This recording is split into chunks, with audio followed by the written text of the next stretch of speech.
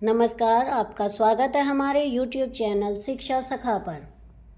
इस वीडियो से हम शुरुआत करने जा रहे हैं कक्षा 9 के सिलेबस की। इसमें हम सबसे पहले करेंगे हिंदी की। तो हिंदी में हम गद्य खंड करेंगे।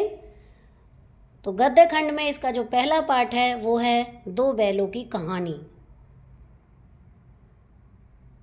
तो यहाँ पर सूर्यकांत त्रिपाठी द्वारा, रामचंद्र शुक्ल, प्रेमचंद्र, रैल्फ फॉक्स द्वारा अपने अपने विचार दिए गए हैं। पहला पार्ट है दो बैलों की कहानी को मुंशी प्रेमचंद जी ने लिखा था। तो आज हम इस वीडियो में इस पार्ट को पढ़ेंगे, इसके प्रश्न अभ्यास और बहुविकल्पीय प्रश्नोत्तर करेंगे। अगर आप मेरे चैनल पर नए हैं और अभी तक आपने मेरे चैनल को सब्सक्राइब नहीं किया है तो प्लीज़ मेरे चैनल को सब्सक्राइब कर लें और बेल आइकन को ज़रूर दबाएं। मैंने अपने चैनल की प्लेलिस्ट में सब्जेक्ट वाइज लिस्ट डाली हुई है। अगर आप देखना चाहते हैं तो मेरे चैनल की प्लेलिस्ट में जाकर उसे देख सकते हैं। तो चलिए शुरुआत करते हैं। मुंशी प्रेमचंद। प्रेमचंद का जन्म सन 1880 में बनारस के लमही गांव में हुआ था। उनका मूल नाम धनपत राय था।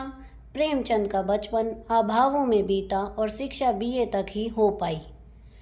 उन्होंने शिक्षा विभाग में नौकरी की, परंतु असहयोग आंदोलन में सक्रिय भाग लेने के लिए सरकारी नौकरी से त्यागपत्र दे दिया और लेखन कार्य के प्रति पूरी तरह समर्पित हो गए। सन 1936 में इस कलाकार का देहांत हो गया। प्रेमचंद की कहानियाँ मानसरोवर के 8 भागों में संकलित हैं। सेवा सदन, प्रेम आश्रम, रंगभूमि, कायाकल्प, निर्मला, गबन, कर्मभूमि, गोदान उनके प्रमुख उपन्यास हैं। उन्होंने हंस, जागरण, माधुरी आदि पत्रिकाओं का संपादन भी किया। कथा साहित्य के अतिरिक्त प्रेमचंद ने निबंध एवं अन्य प्रकार का गद्य लेखन भी प्रचुर मात्रा में किया। प्रेमचंद साहित्य को सामाजिक परिवर्तन का सशक्त माध्यम मानते थे। उन्होंने जिस गांव और शहर के परिवेश को देखा और जिया, उसकी अभिव्यक्ति उनके कथा साहित्य में मिलती है। किसानों और मजदूरों की दयनीय दशा, दलितों का शोषण, समाज में स्त्री की दुर्दशा और स्वाधीनता आंदोलन आदि उनकी रचनाओं के मूल विषय हैं। प्रेमचंद के कथा साहित्य का संसार बहुत व्यापक है। उसमें मनुष्य ही नहीं, पशु पक्षियों को भी अद्भुत आत्मीयता मिली है। बड़ी से बड़ी बात को सरल भाषा में और सीधे संक्षेप में कहना प्रेमचंद के लेखन की प्रमुख विशेषता है। उनकी भाषा सरल, सजीव एवं मुहावरेदार है तथा उन्होंने लोक प्रचलित शब्दों का प्रयोग कुशलतापूर्वक किया है। दो बैलों की कथा के माध्यम से प्रेमचंद ने कृषक समाज और पशुओं के भावनात्मक संबंध का वर्णन किया है। इस कहानी में उन्होंने यह भी बताया है कि स्वतंत्रता सहज में नहीं मिलती, उसके लिए बार बार संघर्ष करना पड़ता है। इस प्रकार परोक्ष रूप से यह कहानी आज़ादी के आंदोलन की भावना से जुड़ी है। इसके साथ ही इस कहानी में प्रेमचंद के पंचतंत्र और हितोपदेश की कथा परंपरा का उपयोग और विकास किया है। यहाँ पर दो बैलों की कथा है, तो चलिए जानते हैं कथा के बारे में।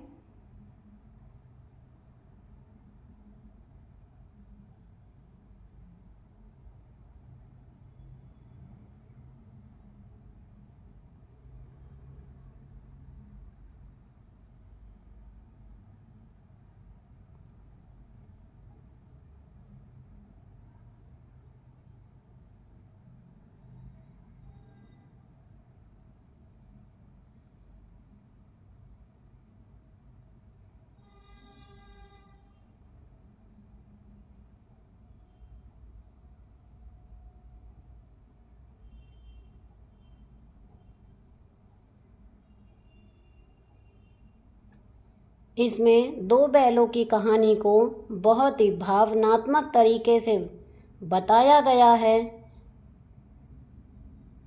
तो जब आप इस पाठ को पढ़ेंगे तो आपको भी एहसास होगा कि पशु भी कितना प्यार और लगाव रखते हैं।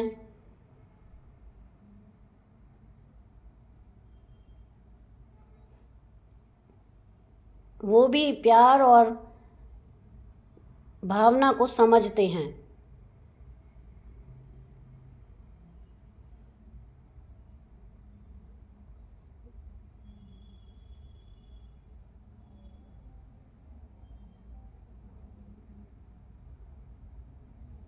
तो अगर आप पाठ को पढ़ना चाहते हैं तो वीडियो को रोककर आराम से पढ़ सकते हैं।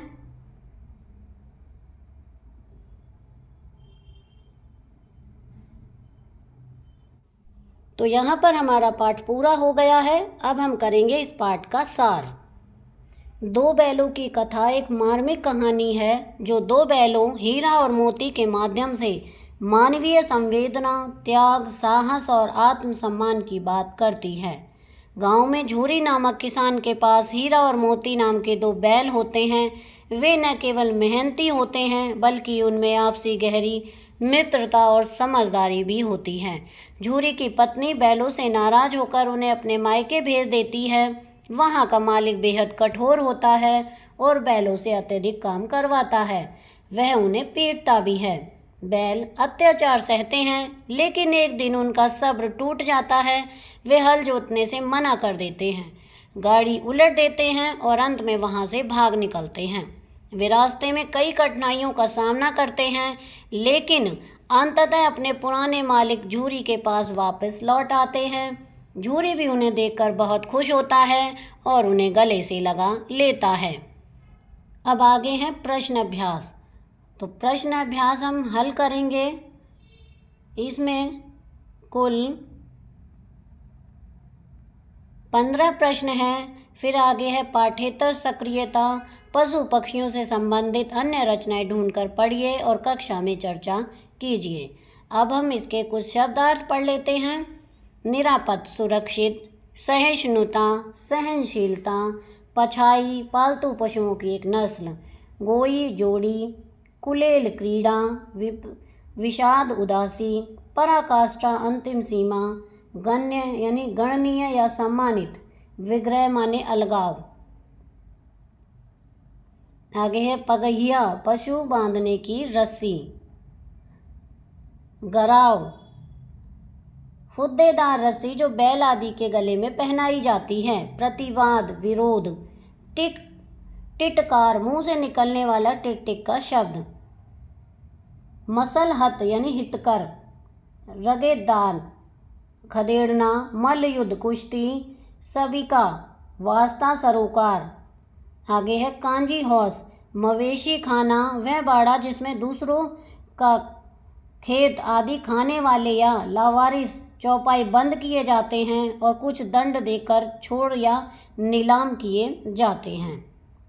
रेवड़ माने पशुओं का झुंड। उन्मत्त यानी मतवाला।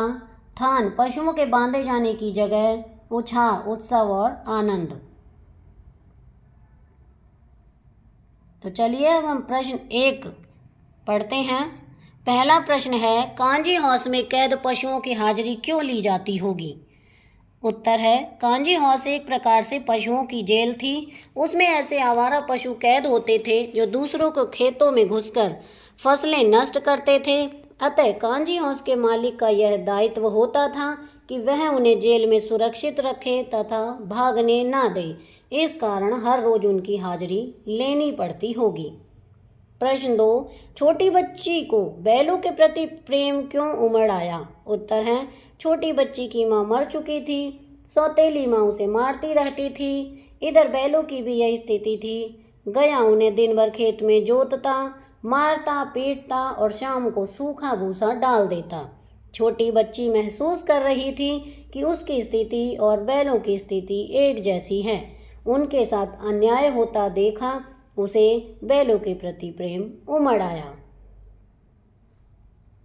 प्रश्न 3, कहानी में बैलों के माध्यम से कौन कौन से नीति विषयक मूल्य उभर कर आए हैं? उत्तर, इस कहानी के माध्यम से निम्नलिखित नीति विषयक मूल्य उभर कर सामने आए हैं। पहला है, सरल, सीधा और अत्यधिक सहनशील होना पाप है। बहुत सीधे इंसान को मूर्ख या गधा कहा जाता है। दूसरा है, इसलिए मनुष्य को अपने अधिकारों के लिए संघर्ष करना चाहिए। आज़ादी बहुत बड़ा मूल्य है, इसे पाने के लिए मनुष्य को बड़े से बड़ा कष्ट उठाने को तैयार रहना चाहिए। समाज के सुखी संपन्न लोगों को भी आज़ादी की लड़ाई में योगदान देना चाहिए। आगे है प्रश्न 4। प्रस्तुत कहानी में प्रेमचंद ने गधे की किन स्वभावगत विशेषताओं के आधार पर उनके प्रति रूढ़ अर्थ मूर्छ प्रयोग न कर किस नए अर्थ की ओर संकेत किया है? उत्तर है, गधा सबसे बुद्धिहीन प्राणी माना जाता है। यदि किसी को मूर्ख कहना चाहते हैं तो हम उसे गधा कह देते हैं। गधा मूर्ख के अर्थ में रूढ़ हो गया है, परंतु लेखक ने इसे सही नहीं माना, क्योंकि गधा अपने सीधेपन और सहनशीलता से किसी को हानि नहीं पहुंचाता है। गाय, कुत्ता और बैल जैसे जानवर कभी कभी क्रोध कर देते हैं, पर गधा ऐसा नहीं करता। गुणों के विषय में वह ऋषि मुनियों से कम नहीं है। प्रश्न 5। किन घटनाओं से पता चलता है कि हीरा और मोती में गहरी दोस्ती थी? उत्तर है, इस कहानी में अनेक घटनाएं ऐसी हैं जिनसे पता चलता है कि मोती और हीरा में गहरी दोस्ती थी। पहली घटना, दोनों एक साथ गाड़ी में जोते जाते थे तो यह कोशिश करते थे कि गाड़ी का अधिक भार दूसरे साथी के कंधे पर न आकर उसके अपने कंधे पर आए। दूसरी घटना, गया ने हीरा के नाक पर डंडा मारा तो मोती से सहा न गया। वह हल, रस्सी, जुआ, जोत सब लेकर भाग पड़ा। उसे हीरा का कष्ट देखा न गया। तीसरी घटना, जब मटर के खेत में मटर खाकर दोनों मस्त हो रहे तो वे सींग मिलाकर एक दूसरे को ठेलने लगे। अचानक मोती को लगा कि हीरा क्रोध में आ गया है तो वह पीछे हट गया। उसने दोस्ती को दुश्मनी में बदलने से रोक लिया। चौथी घटना, जब उनके सामने विशालकाय सांड आ गया तो उन्होंने योजनापूर्वक एक दूसरे का साथ देते हुए उसका मुकाबला किया। सांड एक पर चोट करता तो दूसरा उसकी देह में अपने नुकीले सींग चुभा देता। पांचवी घटना, मोती मटर के खेत में मटर खाते खाते पकड़ा गया। हीरा उसे अकेला विपत्ति में देखकर वापस आ गया। वह भी मोती के साथ पकड़ा गया। छठी घटना, कांजी हाउस में हीरा ने दीवार तोड़ डाली, उसे रस्सियों से बांध दिया। इस पर मोती ने उसका साथ दिया। पहले तो उसने बाड़े की दीवार तोड़कर हीरा का अधूरा काम पूरा किया, फिर उसका साथ देने के लिए उसी के साथ बंध गया। अब आगे है प्रश्न 6। लेकिन औरत जात पर सींग चलाना मना है, यह भूल जाते हो? हीरा के इस कथन के माध्यम से स्त्री के प्रति प्रेमचंद के दृष्टिकोण को स्पष्ट कीजिए। उत्तर, लेकिन औरत जात पर सींग चलाना मना है। हीरा के इस कथन के माध्यम से पता चलता है कि प्रेमचंद नारी जात का अत्यधिक सम्मान करते थे। नारी विभिन्न रिश्ते बनाकर समाज में अपनी भूमिका का निर्वहन करती है। वह त्याग, दया, ममता, सहनशीलता का जीता जागता उदाहरण है। विपरीत परिस्थितियों में यदि नारी में क्रोध जैसे भाव आ भी जाए तो इससे उसकी गरिमा कम नहीं होती जाती और न उसके सम्मान में कमी आ जाती है। लेखक महिला के प्रति अत्यधिक सम्मान रखता है। उसने यह भी कहना चाहा है कि जब पशु भी नारी जाति का सम्मान करते हैं तो मनुष्य को नारी जाति का सम्मान हर स्थिति में करना चाहिए। प्रश्न 7। किसान जीवन वाले समाज में पशु और मनुष्य के आपसी संबंध को कहानी में किस तरह व्यक्त किया गया है?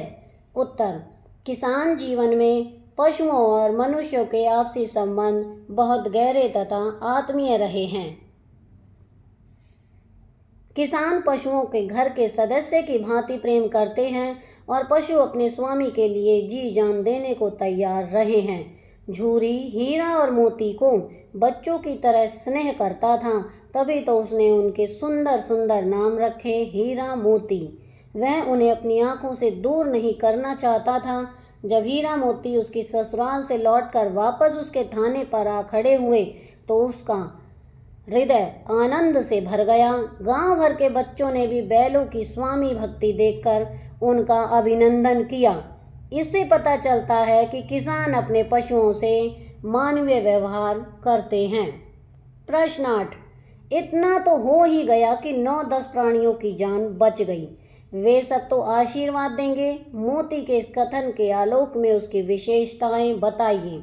उत्तर है, इतना तो हो ही गया कि 9-10 प्राणियों की जान बच गई। वे सब तो आशीर्वाद देंगे। मोती के इस कथन से पता चलता है कि वह परोपकारी स्वभाव वाला प्राणी है। परोपकार की ऐसी भावना वह मन में ही नहीं रखता है, बल्कि इसे व्यवहारिक रूप में दर्शाता भी है। वह बाड़े की कच्ची दीवार को तोड़कर 9-10 प्राणियों को भगाता है ताकि उनकी जान बच जाए। मोती सच्चा मित्र भी है। वह कांजी हौस में हीरा को अकेला छोड़कर नहीं जाता है। वह आशावादी भी है। उसे विश्वास है कि ईश्वर उनकी जान अवश्य बचाएंगे। प्रश्नों, आशय स्पष्ट कीजिए। कै, अवश्य ही उनमें कोई ऐसी गुप्त शक्ति थी जिससे जीवों में श्रेष्ठता का दावा करने वाला मनुष्य वंचित है। ख, उस एक रोटी से उनकी भूख तो क्या शांत होती, पर दोनों के हृदय को मानो भोजन मिल गया। तो पहले हम कै का उत्तर करेंगे।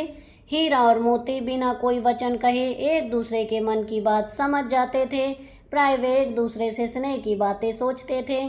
यद्यपि मनुष्य स्वयं को सब प्राणियों से श्रेष्ठ मानता है, किंतु उसमें भी यह शक्ति नहीं होती। खैर, हीरा और मोती गया के घर बंधे हुए थे। गया ने उनके साथ अपमानपूर्वक व्यवहार किया था, इसलिए वे क्षुब्ध थे। परंतु तभी एक नन्ही लड़की ने आकर उन्हें एक रोटी ला दी। उस रोटी से उनका पेट तो नहीं भर सकता था, परंतु उसे खाकर उनका हृदय जरूर तृप्त हो गया। उन्होंने बालिका के प्रेम का अनुभव कर लिया और प्रसन्न हो उठे।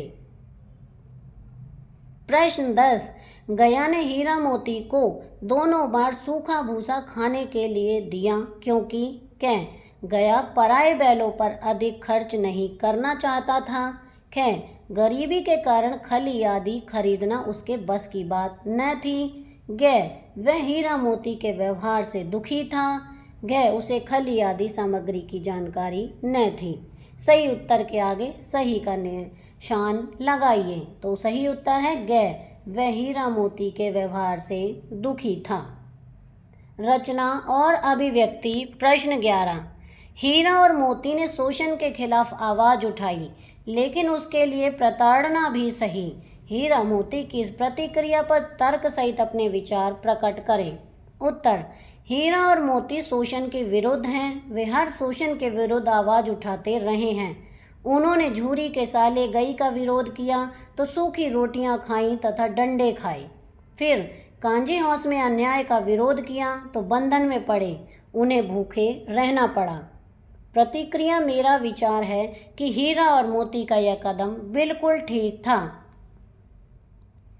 यदि वे कोई प्रतिक्रिया न करते तो उनका खूब शोषण होता। उन्हें गिड़गिड़ा कर मन मारकर अपने मालिक की गुलामी करनी पड़ती। वे अपने दर्द को व्यक्त भी न कर पाते, परंतु अपना विद्रोह प्रकट करके उन्होंने मालिक को सावधान कर दिया कि उनका अधिक शोषण नहीं किया जा सकता। मार खाने के बदले उन्होंने मालिक के मन में भय तो उत्पन्न कर ही दिया।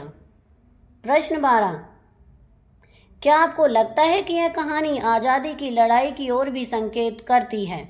उत्तर है हाँ। हीरा मोती ने अपनी परतंत्रता से मुक्ति पाने के लिए जिस तरह से नाना प्रकार की कठिनाइयां सही और मृत्यु के करीब जाकर भी बच निकले, वे अंततः अपने घर वापस आ गए। इससे यही संकेत मिलता है। हीरा मोती गया के घर से पहली बार रस्सी तोड़ाकर आ जाते हैं। वे दोबारा गया के घर जाते हैं तो उन्हें अपमानित और प्रताड़ित होना पड़ता है और भूखा भी रहना पड़ता है। वहाँ से भागने पर उन्हें सांड रूपी मुसीबत का सामना करना पड़ता है। अंत में कांजी हौस में बंद होना तथा कसाई के हाथों में बिकना और इसके उपरांत भी बचकर झूरी के पास आ जाना आदि आज़ादी की लड़ाई की ओर संकेत करते हैं। भाषा अध्ययन। प्रश्न 13, बस इतना ही काफ़ी है, फिर मैं भी जोर लगाता हूँ। ही भी वाक्य में किसी बात पर जोर देने का काम कर रहे हैं, ऐसे शब्दों को निपात कहते हैं। कहानी में से 5 ऐसे वाक्य छांटिए जिनमें निपात का प्रयोग हुआ हो। उत्तर है ही।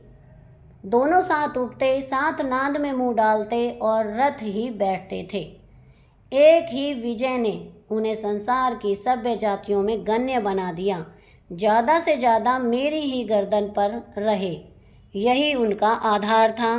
कभी कभी उसे भी क्रोध आ ही जाता था। अब आगे है भी। भी का है कभी कभी उसे भी क्रोध आ जाता था, उसके चेहरे पर भी असंतोष की छाया भी न दिखाई देती। गधे का एक छोटा भाई और भी है, एक मुंह हटाता तो दूसरा भी हटा लेता था। कभी कभी अड़ियल बैल भी देखने में आता है। अब है प्रश्न 14। रचना के आधार पर वाक्य भेद बताइए तथा उपवाक्य छांटकर उसके भी भेद लिखिए। कै दीवार का गिरना था कि अधमरे से पड़े हुए सभी जानवर चेत उठे। तो ये सब हैं, इनका उत्तर हम लिखेंगे। जो पहला कै है उसका है वाक्य भेद मिश्र वाक्य है, उपवाक्य है अधमरे से पड़े हुए सभी जानवर चेत उठे, भेद संज्ञा उपवाक्य। दूसरा वाक्य है वाक्य भेद मिश्र वाक्य है, उपवाक्य है जिसकी आंखें लाल थीं और मुद्रा अत्यंत कठोर, भेद विशेषण उपवाक्य। ग वाक्य भेद मिश्र वाक्य है, उपवाक्य गया के घर से नाहक भागे, भेद संज्ञा और उपवाक्य। आगे है घ वाक्य भेद मिश्र वाक्य, उपवाक्य है तो बिकेंगे, भेद क्रिया विशेषण और उपवाक्य। वाक्य भेद मिश्र वाक्य, उपवाक्य तो वे मारे ने छोड़ता, भेद क्रिया विशेषण उपवाक्य। प्रश्न 15। कहानी में जगह जगह मुहावरों का प्रयोग हुआ है, कोई 5 मुहावरे छांटिए और उनका वाक्यों में प्रयोग कीजिए। उत्तर जी तोड़ काम करना। वाक्य भारतीय श्रमिक जी तोड़कर काम करते हैं। गम खा जाना। वाक्य भारत के मजदूर इतने स्वाभिमानी हैं कि वे गम खा जाते हैं, हाय तौबा नहीं मचाते।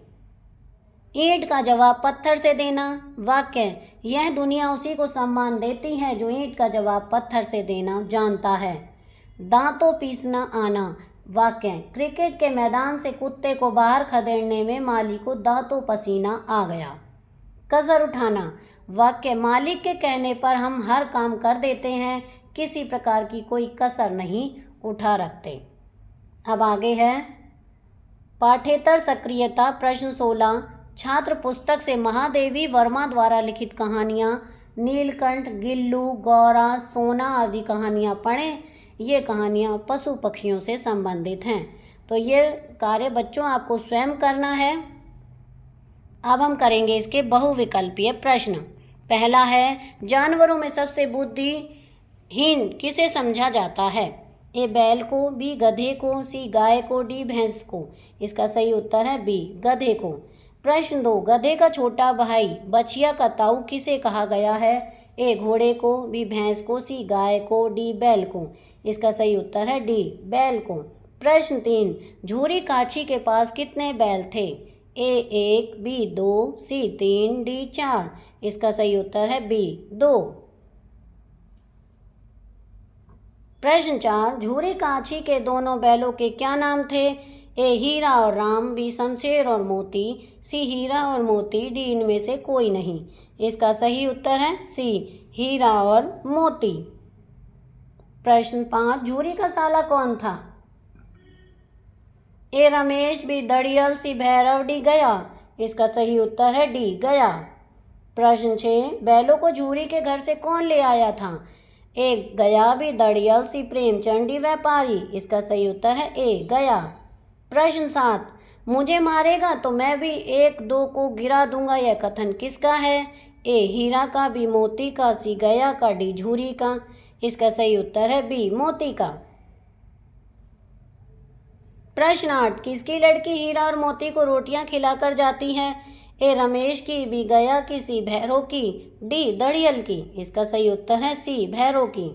प्रश्न 9। मटर के खेतों से पकड़कर दोनों बैलों को कहाँ कैद कर लिया गया? ए हवालात में, बी दुकान में, सी कुएं में, डी कांजी हौस में।